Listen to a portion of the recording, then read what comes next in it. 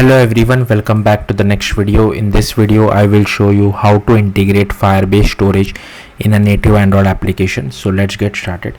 So firstly I will show you how to create a Firebase project. So just go to console.firebase.google.com and you will have to use a Gmail account or a Google account. So I'll just click on add project.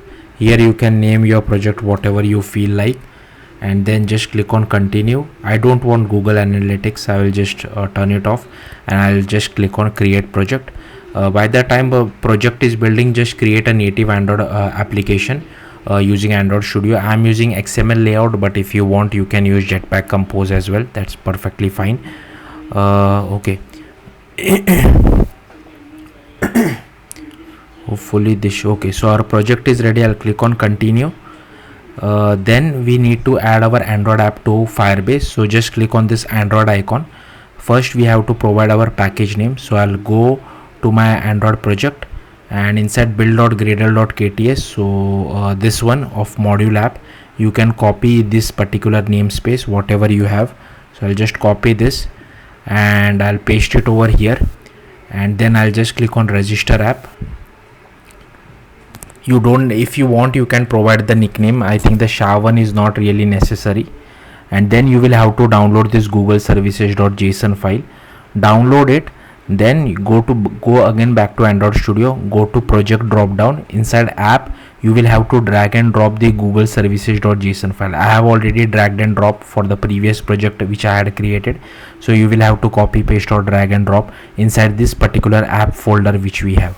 Okay, again I'll go back to the Android drop down, then I'll click on next, and firstly we have to add this particular line of code. So just copy it, go to your build.gradle.kts and paste it over here.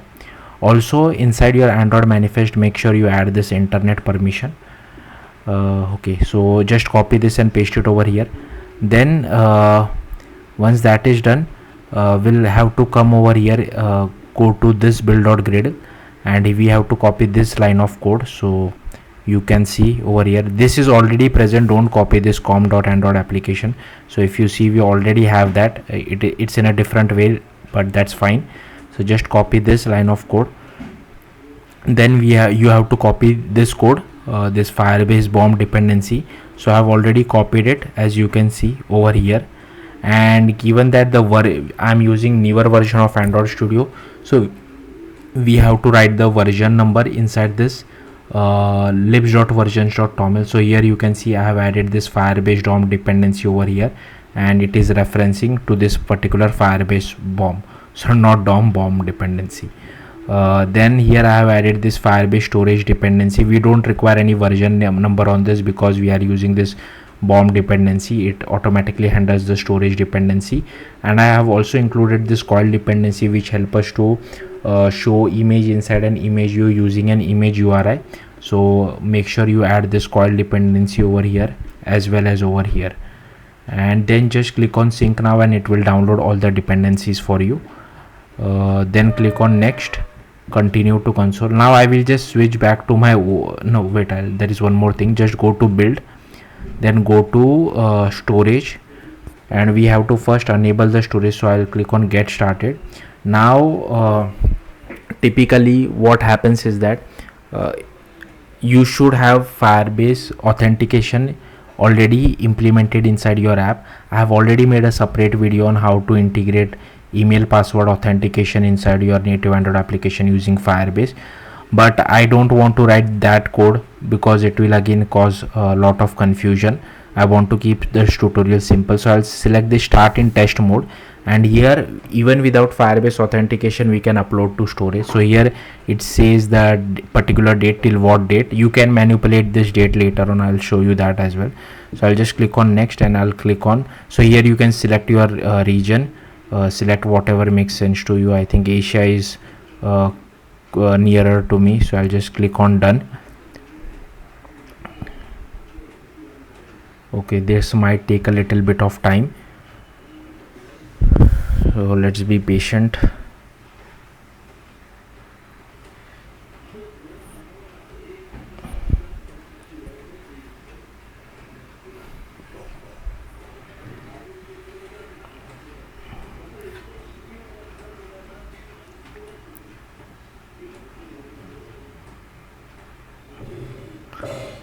Okay, I don't know why this is taking so much time.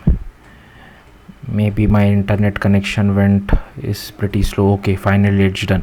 Now if you want to change the date, you can just go to rules, and here you can change the date to whatever you feel like, but typically I won't recommend this. Here you can change, if you want, change it to 2025 and click on publish, but don't do this. It's better to integrate Firebase authentication in case if you don't have your own authentication, but yeah, your choice.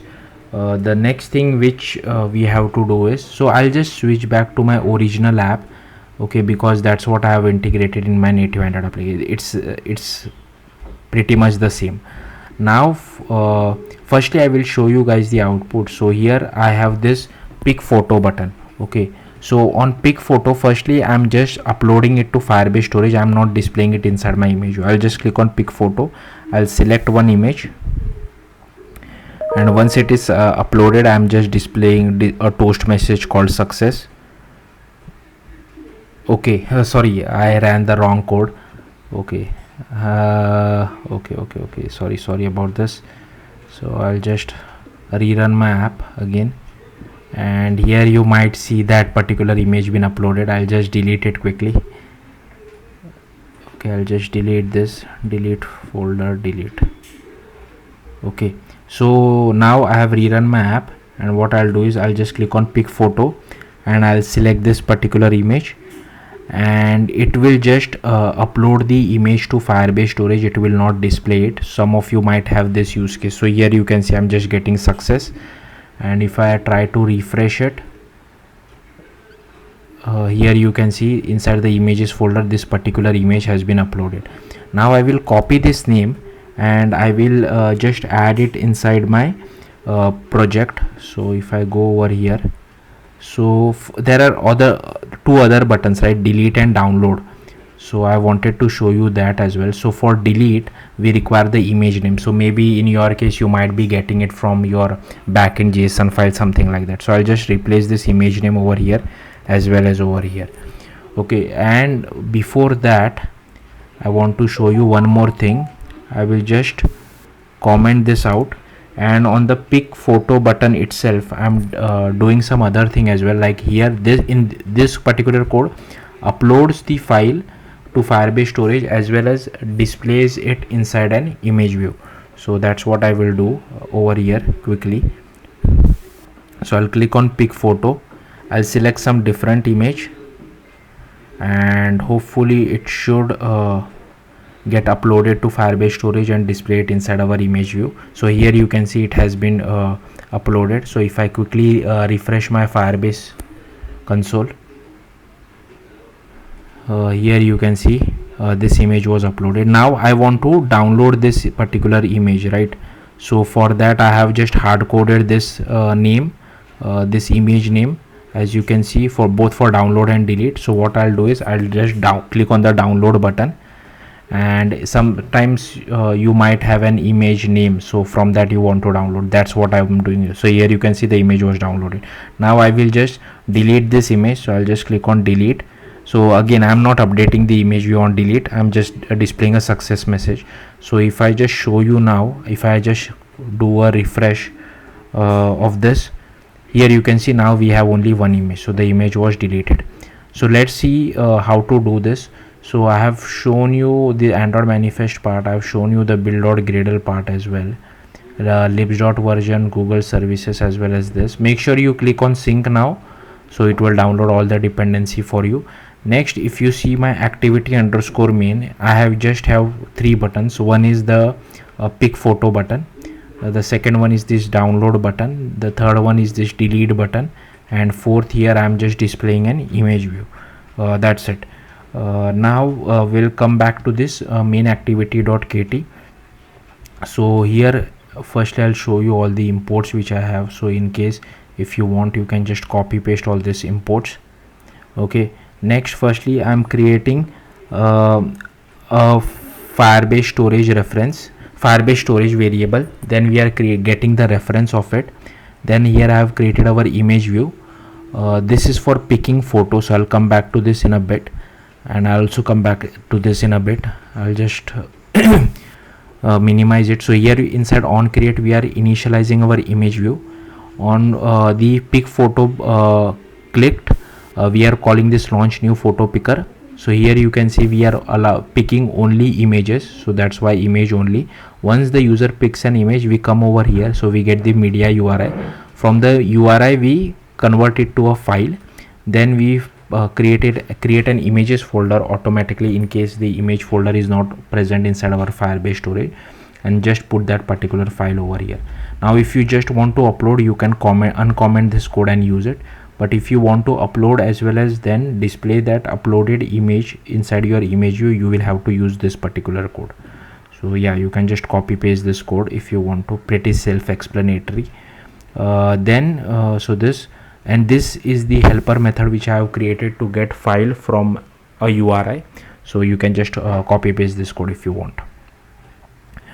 Okay, next here is the delete thing. So here you have to pass the image name, and the image is stored inside the images folder.